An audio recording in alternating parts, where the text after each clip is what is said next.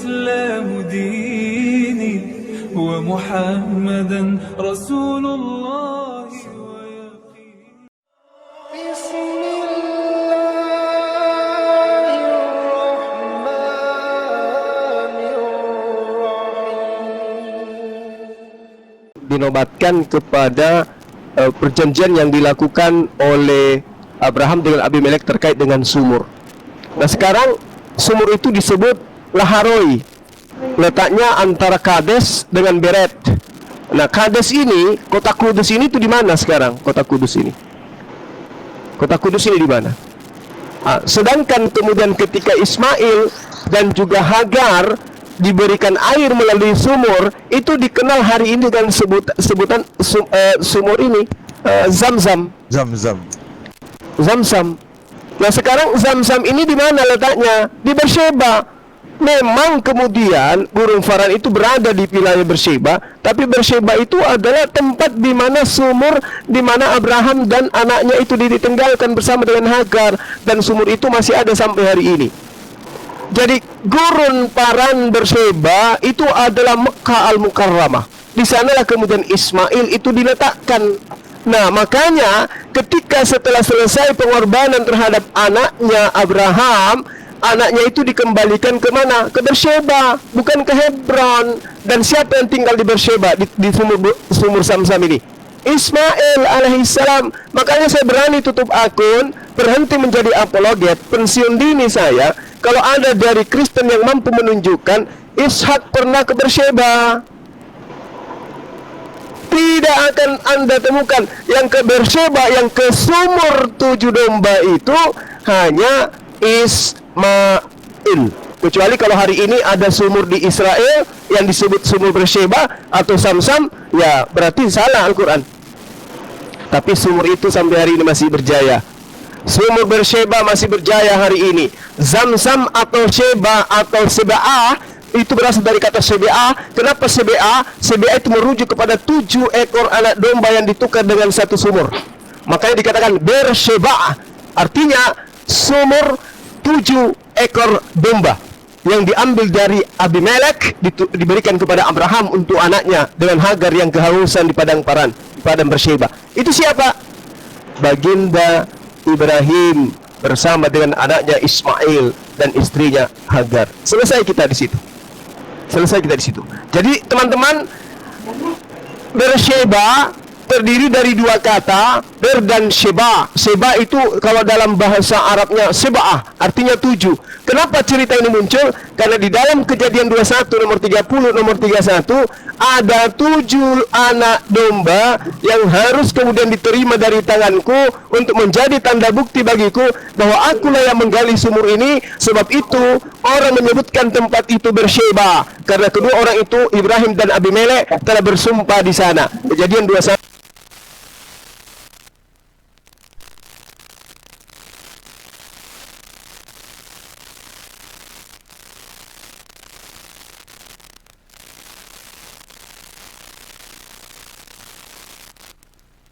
Saya kira begitu sahabat-sahabat.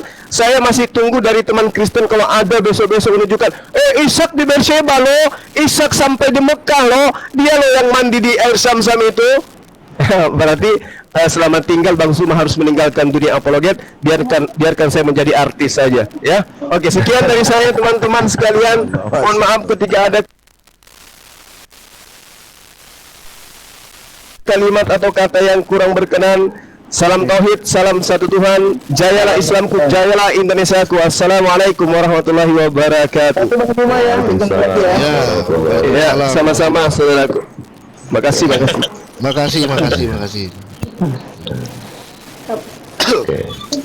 Bang Gema. Bang Gema. Lagi ini dulu ya, ada Bang ini Bang.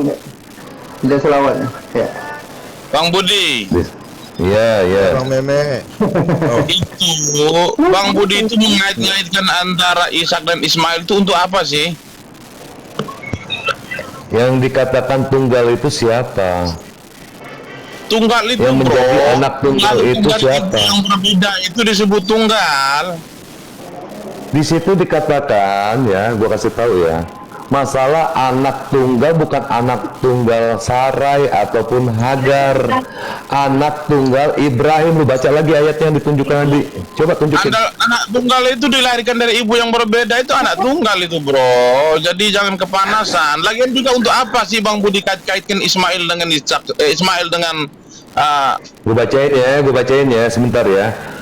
Karena iman maka Abraham tatkala itu dicobai mempersembahkan Ishak, ia yang telah menerima janji itu. Siapa yang terima janji? Rela mempersembahkan anaknya yang tunggal. Anaknya tunggal kepada siapa yang diuji di sini? Abraham. Terus kedua, ini sudah membantah ini kontradiksi dengan ayat yang Yohanes kitab Kejadian 17:17 yang menerima perjanjian kekal itu cuma anak-anak Ibrahim yang pada saat itu ada Ismail. Setelah itu baru ada perjanjian kelanjutannya untuk Ishak yang baru lahir. Begitu bro cara untuk membacanya. Terus kedua, di sini ditujukannya itu kepada Abraham, bukan kepada Sarai ataupun Hagar. Kalau Hagar jelas anak tunggalnya adalah Ismail. Kalau Sarai anak tunggalnya Ishak. Tapi di sini di ayat Ibrani 11:17 namanya Ibrahim. Paham gak sih? paham. Di sini nggak ada. Nah, di dalam Ibrahim apakah pada saat itu dia punya anak tunggal bernama Ishak? Pertanyaan Kang itu begini Bang Budi, untuk apa dikaitkan Ishak dengan Ismail itu untuk apa? Untuk mengetahui siapa yang dikorbankan di sini. Yang Itu penelitian. Kalau Ismail yang dikorbankan, apa pengaruhnya untuk kalian? Loh, ya arti Al-Quran yang bener lah. Tapi kan menurut kalian yang dikorban itu yang mau disembelih itu adalah Ishak. Sehingga mereka kalian mengatakan dia anak perjanjian. Setelah dia lahir baru diadakan perjanjian kepada Ishak. Bang Meme. Seandainya kalau Ismail yang dikorbankan itu, untungnya buat kalian itu apa? Al-Quran yang betul. Untung gue tuh iman gue tambah bertambah. Malah gue katakan Al-Quran la raiba fihi hudal lil muttaqin.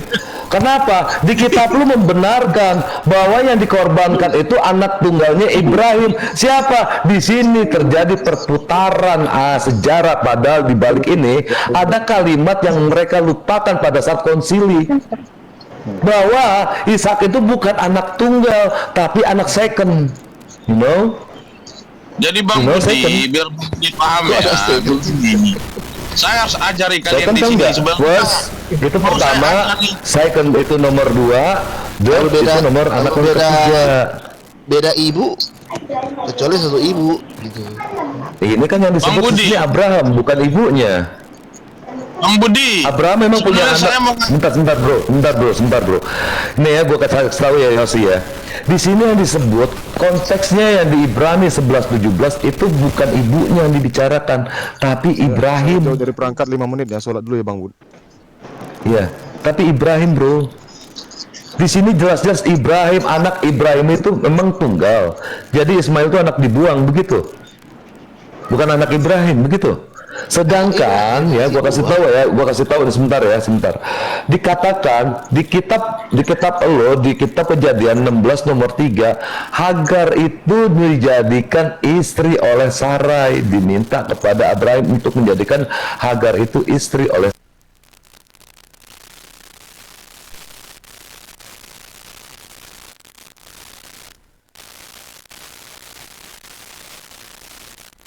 Mas Undang, siapa yang bilang juga Mas Undang? si istri itu apa artinya? Dinikahi kan? Babu. Setelah mengandung. Dibilang babu aja. Setelah mengandung, dia di ayat ini mengatakan bahwa Sarai ini dihinakan, dianggap rendah oleh Hagar. Betul nggak ayat itu? Coba lu baca deh, bener nggak? Iya kan Gua hafalan gua kurang gitu wajar lah bener. Bang Budi, orang babu Itu tuh. budak, kalau dulu kan Sebentar, Bang Musa. itu Ya, budak itu lanjut, Bang Musa. berkuasa, tuannya berkuasa atas budak-budak itu. Itu kan zaman dulu inilah. seperti itu. Inilah yang namanya manusia ini. Namanya juga Padahal babu, di wajar lah, Bang situ, Budi. gini ya bang ya. Bang Budi begini Anda Bang Budi, jangan dipaksakan anak babu, dipaksakan derajatnya menjadi naik, bukan anak babu. Tapi spermanya itu babu juga emangnya? Spermanya Abraham itu babu. Sebenarnya nggak babu, tetapi ibunya itu babu. Nah, lu tahu nggak siapa Hagar itu? Hagar itu sebenarnya dijajah atau hadiah? Iya, ya kau jelaskan kalau kau tahu, jelaskan. Kalau dijelaskan daripada kita ngobrol ngalor ngidul, lu nggak baca buku juga, nggak baca tafsiran dari Matthew Henry, mending lu baca dulu, bro. Jadi Lu begini baca Bang dulu. Budi, Jadi gini, maksud saya pada saat diskusi, ente juga memiliki narasi itu yang datanya bisa dipertanggungjawabkan gitu loh, bro. Dan diskusi ini begini, Bang, masalah diskusi sebenarnya krusial loh. Ini diskusi agama loh, bukan diskusi ngarang-mengarang. Hati-hati loh. Gua kasih tahu ya, gua kasih tahu sama teman-teman Kristen ya. Ini kita diskusi intuisi, keagamaan, keimanan. Lu jangan sesekali mengarang di dalam masalah keagamaan. Ingat Betul, itu. itu. bukan betul, masalah betul. ngarang. Kalau anak babu tuh nggak pernah ngarang di situ, itu tertulis tuh Bang Budi. Kalau anak babu, Menjadi istri, Budak bro, bukan babu. biarin apa-apa di iya budak seenaknya di sama perutnya babu aja. aja. Budaknya itu apakah budak dijajah atau hadiah? Hadiah Iya dari budak siapa? hadiah, budak dijajah tetap aja budak. Hadiah dari siapa? Mau siapapun dari siapapun tetap aja budak. Itu Lu aja. tahu nggak? Intinya Pernah baca buku tafsiran dari Jerusalem atau Matthew Henry atau Santo Kami Jerome? nggak. Ya Gak intinya pernah kan? Nah, gue kasih tahu deh kisi-kisinya, karena lu jangan sampai salah memahami kitab lu sendiri. Gue kasih kisi-kisinya. Lu baca Of Panarion of Salamis, ya, karangan dari Santo Jerome. Lu baca lagi Matthew Henry dari ayat ini, atau lu baca tafsiran dari Jerusalem, atau pendahuluannya lu baca. Nanti lu bisa paham maksud ayat ini kemana. Oke, itu untuk masalah di kitab Kejadian 16 nomor 3 tentang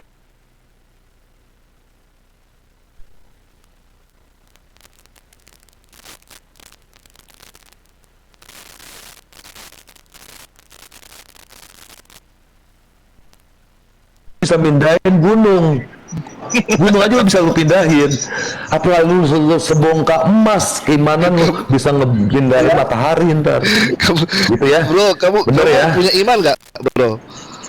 Bang, Ya. bang, abang, Apa? abang punya iman nggak? Punya iman nggak? Punya iman gue, tapi nggak dinyatakan dalam Al-Quran bisa memindahkan gunung. Gue mengimani Allah itu dengan menyatakan lalu menyelamatkan anfusakum untuk keluarga gue dan diri gue dari api neraka. Tapi di kitab lo, orang yang memiliki keimanan satu biji sawi bisa memindahkan satu gunung, itu perkataan Yesus. Nah itulah, itu penjelasan aja. Benar. Tapi bukan di konteks kita ini ya. Lu pahamin itu omongan gue. Udah, gak usah diomongin itu di luar konteks. Sekarang kita balik lagi ke masalah Tahu Ibrahim. nggak berita Di Ibrahim, yang gunung di berdiri? Ibrahim dikatakan Ibrahim memiliki anak tunggal. Anak tunggal lalu diplesetkan pada zaman Antioquia bahwa itu adalah Ishak. Padahal Ishak itu bukan anak tunggal, anak second, anak kedua dari Ibrahim. Anak pertama dari Sarai, anak pertama Hajar adalah Ismail. Tapi bagi Ibrahim itu anak second, anak kedua. First adalah Ismail, second adalah Ishak. Terus untuk yang lain-lainnya yaitu orang golongan Yahudi gitu loh ya.